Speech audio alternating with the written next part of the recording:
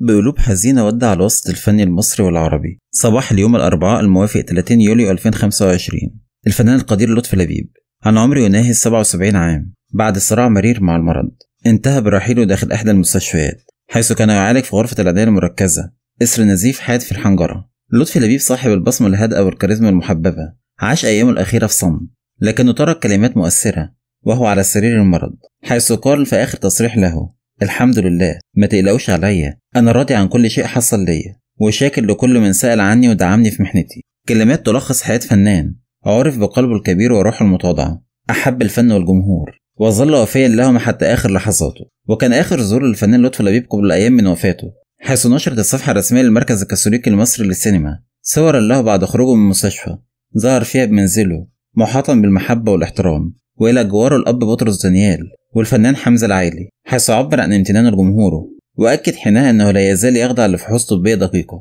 رحل صاحب الشخصية الهادئة الفنان المثقف والكاتب العسكري الذي لم يترك فقط إرثا فنيا ضخما تجاوز 100 فيلم وأكثر من 30 مسلسل، بل ترك خلفه تجربة إنسانية فريدة جمعت بين الفن والإيمان والوطنية. وداعا لطفي لبيب، ستبقى أعمالك شاهدة على مسيرتك وستبقى في قلوب محبيك إلى الأبد.